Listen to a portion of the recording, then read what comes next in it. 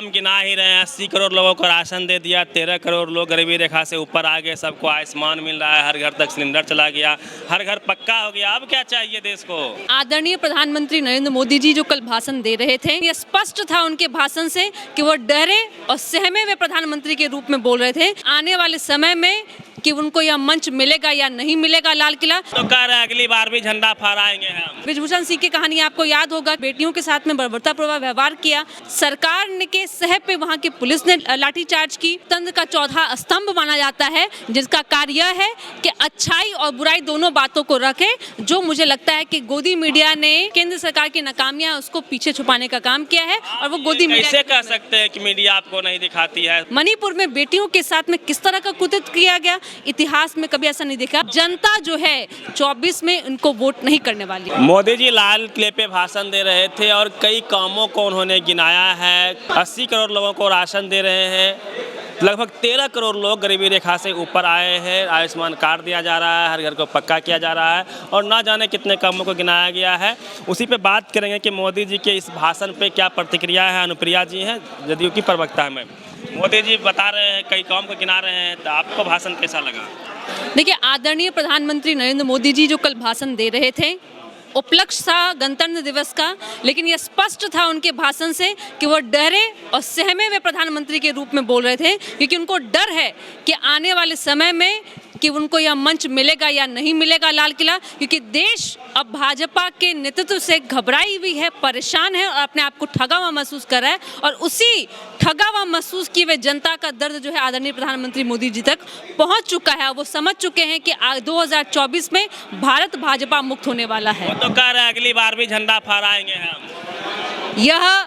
ये हमारा देश जो संविधान से चलता है और जिसमें सर्वोपरि जनता होती है, जनता मालिक है और जनता जिसने अपने आप को, जिसमें युवा महिला जो अपने आप को ठगा हुआ और जो जुमलेबाजी सरकार से तंग आ चुकी है, जो ये देश की जनता है, जहाँ महंगाई की बात नहीं होती है, जहाँ लोग दिन पर दिन और गरीब होते चले जा रहे हैं, लॉ एंड ऑर्डर खराब है देश का, देश में जाति और धर्म के नाम पे जो दंगे हो रहे हैं, इससे देश अपने आप को बहुत ही दुखी महसूस कर रहा है और जनता जो है 24 में उनको वोट नहीं करने वाली है। तो काम गिना ही रहे हैं। 80 करोड़ लोगों को राशन दे दिया, 13 करोड़ लोग गरीबी रेखा से ऊपर आ गए, सबको आयुष्मान मिल रहा है, हर घर तक सिलेंडर चला गया, हर घर पक्का हो गया। अब क्या चाहिए देश को? सिलेंडर गया जरूर, सिलेंडर एक ही महीने चला, एक ही साल चला और एक ही महीने चलने के बाद में अब उस परिवार के पास में पैसा नहीं है गैस भराने, क्योंकि आपने जो सिलेंडर लोगों को 400 से 700 के बीच में मिलता था, आज उसका दाम हो गया है 1200 रुपये।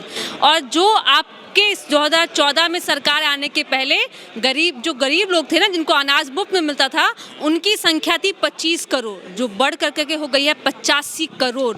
देश में 85 करोड़ लोग को मुफ्त में अनाज मिल रहा है और लोग इस कदर गरीब हैं जो किसी भी योजना का लाभ उठा नहीं पा रहे हैं। अब चलते हैं नीतीश जी पे। गांधी मैदान में कल भाषण दे रहे थे और मीडिया पर ही भड़क गए, बोले आज़ादी मीडिया को नहीं मिली है, जो भी हम बोलते हैं तो काटना पड़ता है, काट काट के छापते हैं। तो मीडिया से क्या नाराजगी है? नीतीश जी पूरे फायर हैं।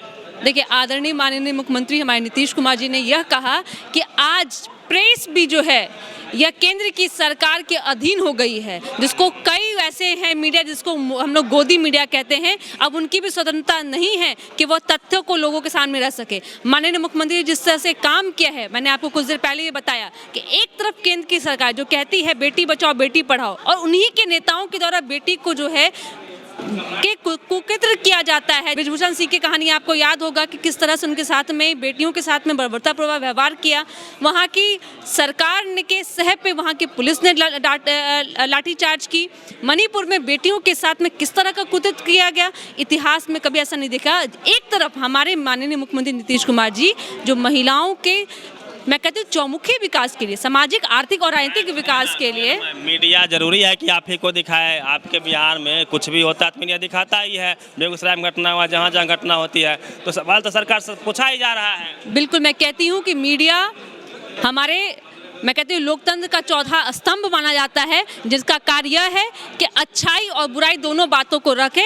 जो मुझे लगता है कि गोदी मीडिया ने आज सरकार की जो देश केंद्र सरकार की नाकामियां हैं उसको पीछे छुपाने का काम किया है और वो गोदी मीडिया कैसे कह सकते हैं कि मीडिया आपको नहीं दिखाती है, मोदी जी को ही दिखाती है? देखिए, मैं कहती हूँ कि हमारे नेता माननीय मुख्यमंत्री जी ने बहुत ही सजग पूर्वक कहा है और उन्होंने देखा है कि देश की राजनीति में जो आज अब लगता है कि मीडिया एक तरफा काम कर रहा है देश में। देखिए, मैं कहती हूँ कि मैं एक तरफा की बात नहीं कर रही हूँ। मैं कहती हूँ कुछ लोग गोदी मीडिया हो गए हैं, सभी पे मेरा आरोप नहीं है, हमारे नेता भी कहे सभी का आरोप नहीं है, कुछ लोग गोदी मीडिया हो गए हैं और गोदी मीडिया के कारण आज हम जो समाचार पत्रों से जाने जाते थे, अपने देश दुनिया को जानते थे, आज हम युवाओं तक में सही जानकारी नहीं पहुंच पा रही है। मीडिया पे गंभीर आरोप नीतीश कुमार ने लगाया था, उस पर भी बातचीत हो गई और मोदी जी के भाषण को कितना प्रतिशत दे रही है, उनका क्या काउंटर करिए आपने सुना।